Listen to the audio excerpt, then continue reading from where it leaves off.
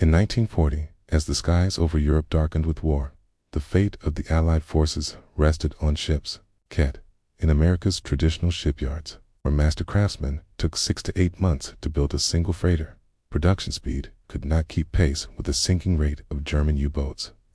The shipbuilding industry, an ancient craft relying on riveting techniques and processes passed down through centuries, was failing the demands of modern warfare.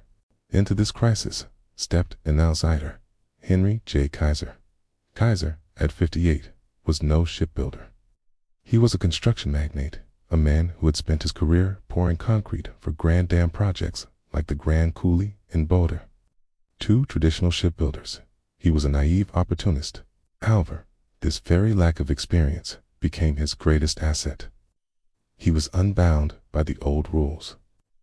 From cement to steel, a revolutionary vision. In December 1940, Kaiser signed his first contract to build 30 cargo ships for the British government. He promised a pace that his industry peers dismissed as ludicrous. From the outset, Kaiser rejected the core method of traditional shipbuilding, riveting. Each Liberty ship required about 1 million rivets, and skilled riveting crews could install only around 100 per day. Kaiser proposed an alternative, electric arc welding, a technique he had mastered building oil pipelines across the American West. Vice Admiral Emory Land, chairman of the U.S. Maritime Commission, was deeply skeptical. Welding had never been proven reliable for hull construction on this scale. The British Navy even forbade it on warships, Tage, but the desperation was real. Allied ships were sinking faster than traditional yards could replace them. Land's decision was not one of confidence, but of necessity. Kaiser's chief engineer, Clay Bedford, visited the Ford Motor Factory and was amazed by the automobile assembly line. He returned to California, convinced of an insane idea. Ships, too, could be built this way. Richmond Shipyard, where tradition was broken in Richmond, California, on empty marshland. Kaiser erected a manufacturing facility that horrified naval engineers. Shipyard number 2 did not look like a shipyard. It looked like a gigantic assembly plant. Instead of building ships sequentially from the keel to the deck, Kaiser implemented prefabrication. Massive sections from the bow and stern to cargo holds and engine rooms were fabricated simultaneously in different areas.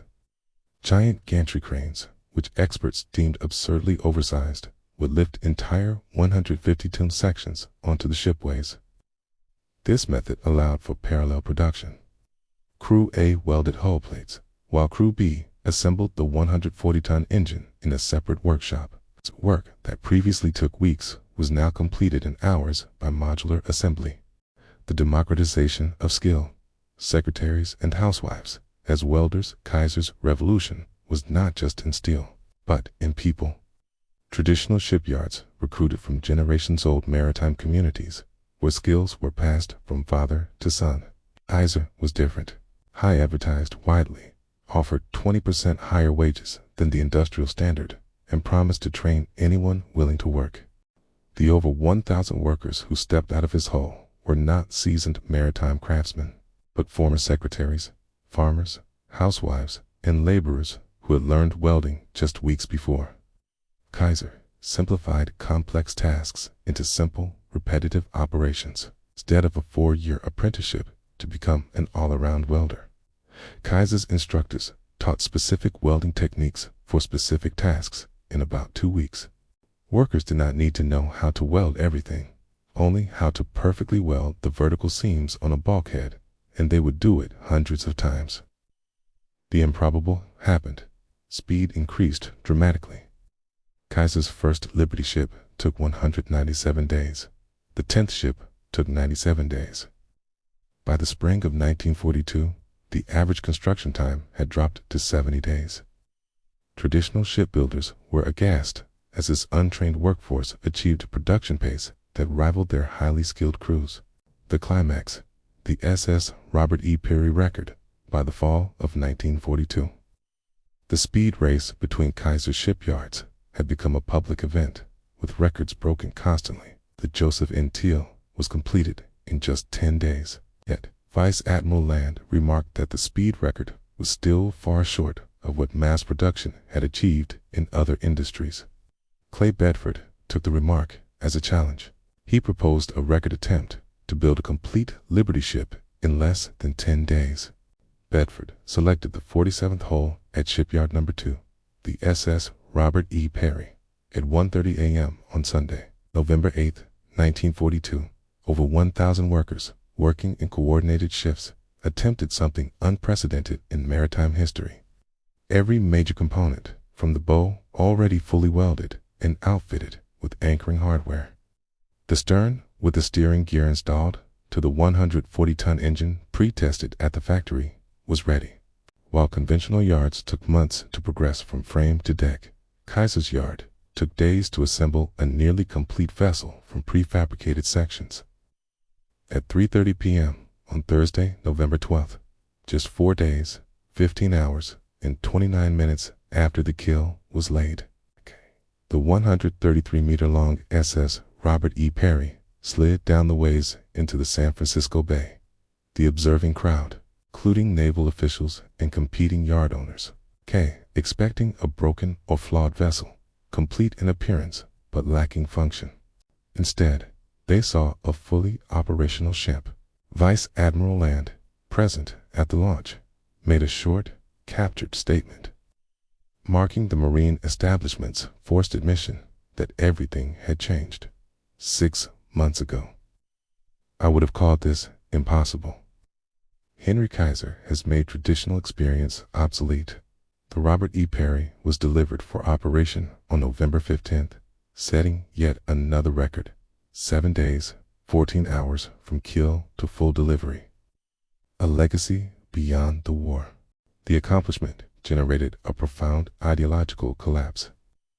The very shipyards that had scorned Kaiser as an ignorant outsider 18 months prior now sent engineers to study his methods. Within months, the U.S. Maritime Commission required all contract shipyards to adopt Kaiser's methods of prefabrication and welding. The average construction time plummeted from the initial 230 days to 42 days by mid-1943. The U.S. was launching 3 Liberty ships per day, a greater tonnage than German U-boats could sink. Kaiser's revolution proved 2 things. Complex production could be systematized. Shipbuilding was a production problem, not a craft tradition bound by perfection. Labor could be democratized. Tens of thousands of women, minorities, and untrained workers proved they could achieve extraordinary results when trained efficiently for specific tasks. When the war ended, though the shipyards closed, the knowledge did not die. The modular prefabrication, welding processes, and parallel assembly that Kaiser pioneered became the global standard in shipbuilding. Modern yards in South Korea and Japan, which dominated the industry for decades, are direct descendants of the Kaiser methods, as Admiral Chester Nimitz reflected after the war. The mathematics of attrition favored the side that could build 3 ships a day over the side that could sink 2 a day. Industrial capacity, not martial courage, was the determining factor. The SS Robert E. Perry, built in less than 5 days, remains a testament to a profound truth. The greatest revolutions often come from those unfettered by tradition, who are willing to question accepted limitations.